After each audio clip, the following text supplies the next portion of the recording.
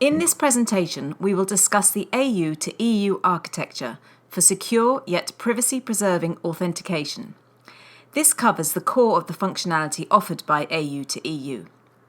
In the AU2EU project, however, we research and build further complementary technologies related to privacy protection. Privacy-preserving authentication and authorization. One of the main problems for service providers on the internet today is knowing their users.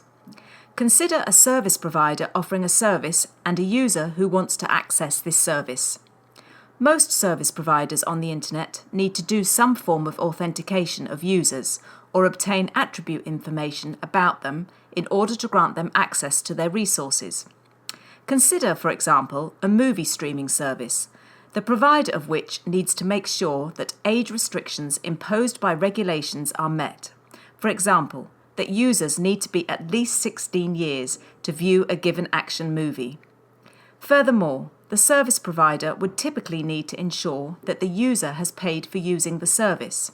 Or take a commercial online healthcare provider that needs to have information about their customer, for example, about their medical condition in order to serve them. Or consider an e-commerce website, which requires the name and shipping address of a user. We can observe that many real-world scenarios require attributes about a user and that in many cases the user does not need to be identified. Clearly, also the converse scenarios exist, where users need to be identified. Next, let's look at how service providers do it today. Acquiring user information today is often done based on attributes claimed by the users. That is, many users simply claim their attribute information, and this may or may not be further validated by the service provider. In this process, users are often identified using attributes related to their legal identity. For example, a user needs to provide their name and address for having merchandise shipped to her in an e-commerce scenario. For some scenarios, it is unavoidable that the service provider does learn certain attributes. In the case it is acceptable to rely on the user's claims, however, having attributes validated could help counter e-commerce fraud. Now consider a service provider that offers a movie streaming service that requires, in addition, the user's date of birth for enforcing age restrictions. The user provides this information, let it be January 1st, 1994 in our example. To fulfill the regulatory age verification requirements, the service provider can use a third-party service holding a large identity database to have the user-provided information verified. This requires the identity of the user to be passed to the third-party service and maybe even further attributes than the ones mentioned here. In this scenario, the third party learns a lot of information, namely the legal identity of the user and information about the transaction she is performing. And of course, also, the movie streaming provider learns excessive information which is not required. This excessive release of information is completely unnecessary, as we will later see. Certified attributes. Let's next have a look at so-called certified attributes. Certified attributes are attributes that are endorsed by a third party in some way. This third party is referred to as certifier, identity provider, or issuer. There are different approaches on how certified attributes can be realized. Today, two conceptually different approaches are predominantly used. First, the certifier can issue a so-called attribute certificate to the user. The user can use the certificate to convey the attribute information contained therein to a service provider. This approach is used in many electronic identity card schemes being deployed in practice today. This has the advantage of the use of the certificate being fully under the control of the user. Also, the certifier does not learn about the transactions that the user is executing. However, in terms of privacy, this approach has substantial problems because in every authentication transaction, all attributes of the certificate need to be released to the service provider. Second, a certifier can be involved in a transaction in an online manner and vouch for attributes when and as decided by the user. The main drawback here is that the certifier gains information about all of the user's transactions. However, data minimization can be applied towards the service provider. That is, exactly the required attribute information can be released to the service provider. These two approaches are the ones that are used today. Both suffer from privacy issues in terms of certain parties learning excessive attribute information. Undoubtedly, certified attributes for online identity is the way to go due to the advantage of assurance of correctness of data due to certified attributes and the potential of revealing fewer attributes compared to when only claiming the attributes. Privacy ABCs. Let's now have a look at a more privacy-friendly approach to certified attributes. This approach extends today's approach of digital certificates by adding better privacy while retaining the attribute assurance characteristics.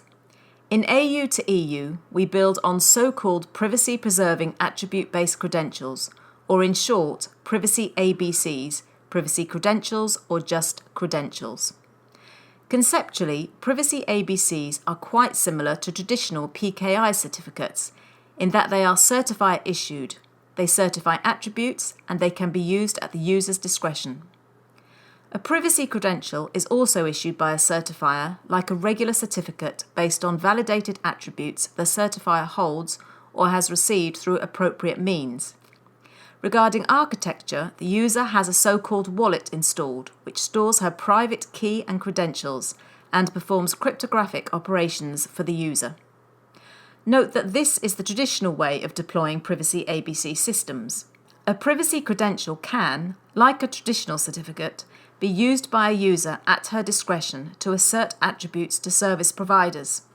But that's where the similarity between these schemes ends. In a privacy credential system, a user receives a policy from the service provider specifying which attribute information to provide.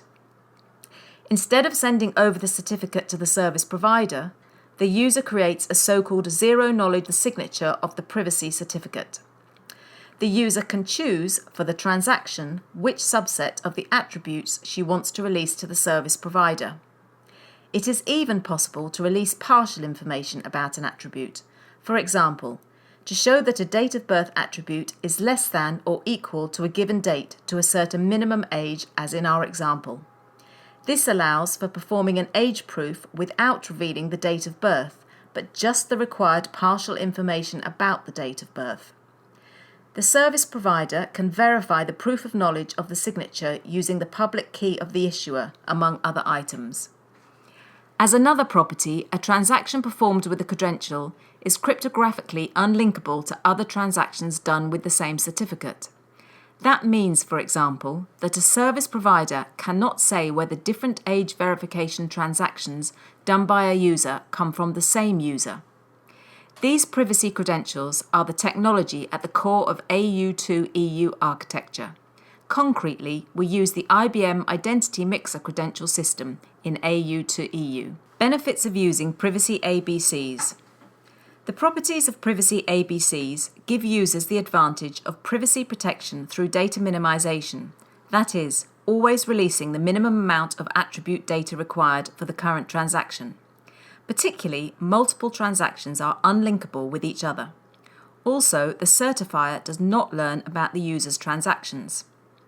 Often, it is not required for the user to be identified in a transaction. This means that fewer user attributes than today get stored at service providers around the world, thus dramatically reducing the probability of identity theft. But not only the user benefits from the technology. Service providers benefit in terms of simplified data management and compliance with data protection legislation and reduced risk of data breaches by just not storing certain sensitive data items or by holding them in pseudonym form, that is, without holding an association with an identity of a user. Clearly, this results in reduced overall cost and financial and reputation risk related to user data management and regulatory compliance. And certifiers have the advantage that they do not need to frequently issue signatures for a user. Move to the cloud. Rolling out a privacy ABC deployment is, in our experience, an inherently difficult procedure. One reason for this is the requirement to have a wallet installed on the user side. This is a very strong assumption of what one can do in practice and results in many hurdles and is a practical inhibitor for technology deployment. In AU2EU, we have thus chosen to provide Privacy ABC functionality as cloud-based services. Our cloud deployment means a service-oriented approach to authentication and authorization. This means that the user's wallets are moved to a trusted cloud provider and offered as a service. Users can fully rely on the cloud services and can just use them with their web browser without worrying about installing anything. Also, service providers can outsource their token verification and authorization operations to a cloud service. This means faster and easier deployment, which can facilitate the take-up of the technology in the marketplace. To summarize, the approach of using cloud services has the substantial practical advantage in the short term of not requiring user-side software installation and of simplifying and speeding up service-side deployments. As we all know, convenience is one of the main facilitators for adoption of technologies by users, particularly also security technologies.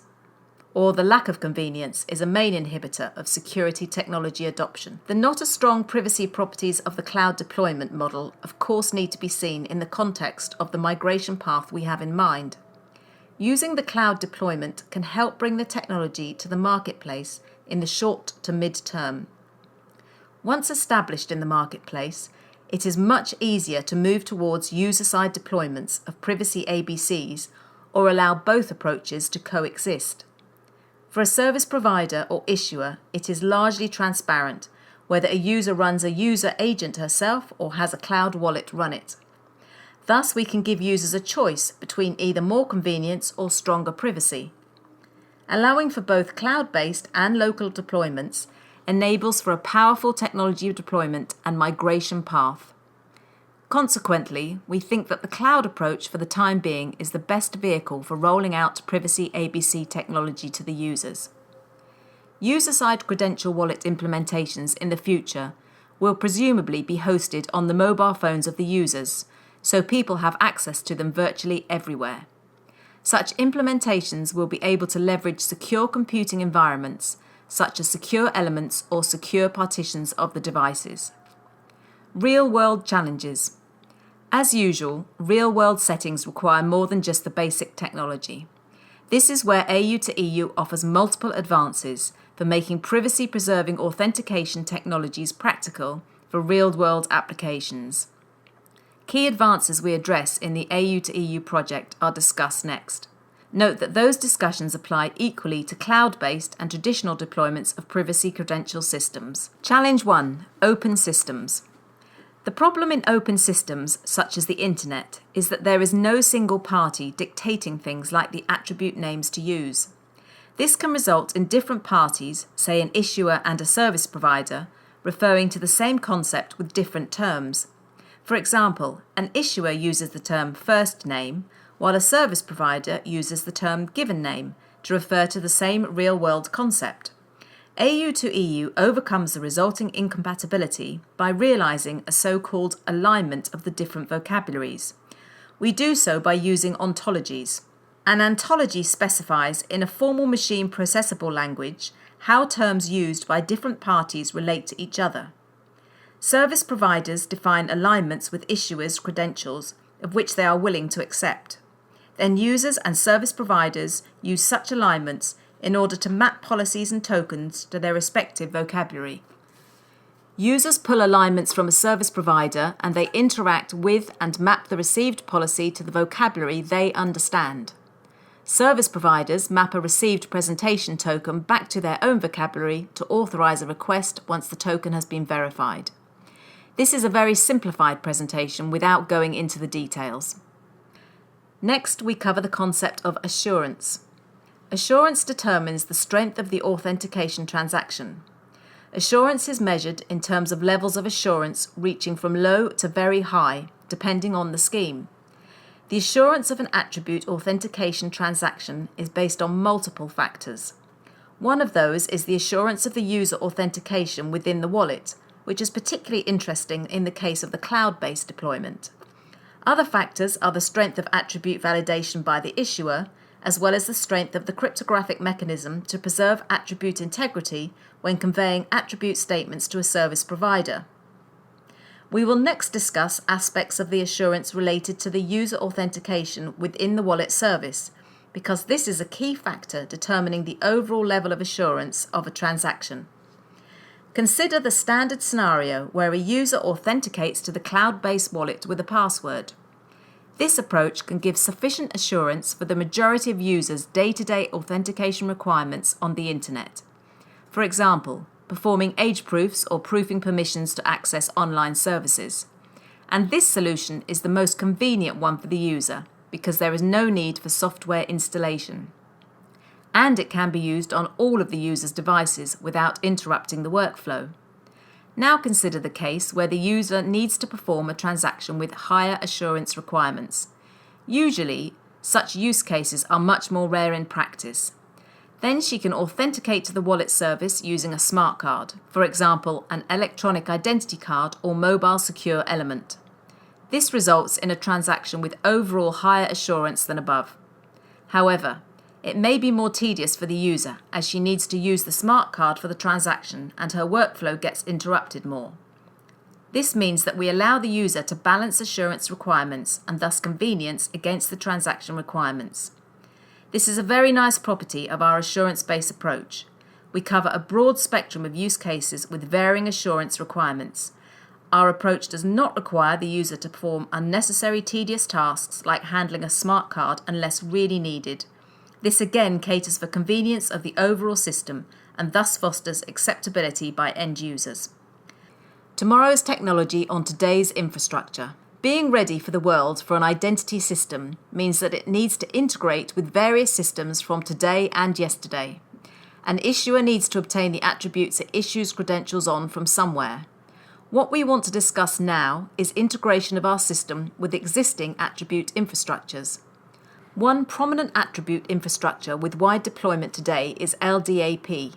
Many organizations use an LDAP-based directory for managing attributes of affiliated persons. An AU2EU issuer may connect to an LDAP attribute source and pull attributes from there for issuing privacy credentials. Government-issued electronic identities. Another kind of widely deployed infrastructures are governmental electronic identity card infrastructures. An issuer can accept high assurance attributes based on a government-issued electronic identity of a user and issue a credential based on those. This allows a user, so to say, to transfer her electronic identity card onto the cloud system or their locally installed wallet. This makes the attributes applicable in a much wider spectrum of use cases because of the added convenience. And of course, the identity card itself can still be used for the primary purpose of e-government. We target addressing the so-called secondary use cases of the identity card-based privacy credentials. Most of today's deployed electronic identity schemes are not used much, particularly not beyond their primary purpose of e-government, one reason being the incompatibility internationally. By using privacy credentials based on electronic identity cards, the various incompatible electronic identity schemes become compatible in the sense that they all result in the same kind of privacy ABCs being issued to the users of the different government identity schemes.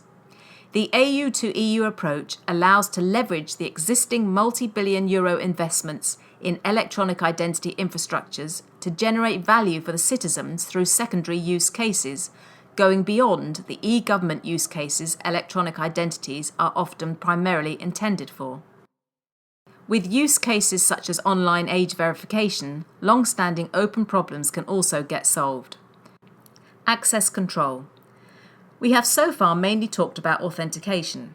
However, authentication always interplays with authorization or access control based on authentication attributes. Today, XACML is the premier standard that is used in practice in the access control domain. The technology provides for powerful features in terms of expressing an attribute-based access control policy over resources to be protected. However, XACML has not been designed with data minimization, that is, privacy, in mind. This means it is assumed that user attributes are available on evaluation of an access request. However, this is not compatible with our approach of requesting minimal attributes from the user for each transaction. AU2EU has proposed an integration with XACML authorization technology with authentication based on privacy credentials. This is done with minimal modifications to XACML, such that adoption of the approach in the marketplace is encouraged. We have shown the AU2EU architecture for privacy-preserving online authentication. Its use gives both users and service providers advantages in terms of data protection and identity theft, and simplified data management and reduced cost and risk, respectively. The architecture can balance assurance properties with the current transaction requirements, thus resulting in most convenient usage for the end user. The AU2EU architecture further integrates with today's deployed attribute infrastructures for flexibility of issuing credentials. Particularly, the architecture allows for transferring traditional government-issued electronic identities into the AU2EU system and for their everyday use by the users. Finally, the authentication functionality brings privacy support to XACML, the world's premier open authorization standard. Taking all of this together, our approach to privacy-preserving authentication can help solve a plurality of today's issues of identity management on the Internet.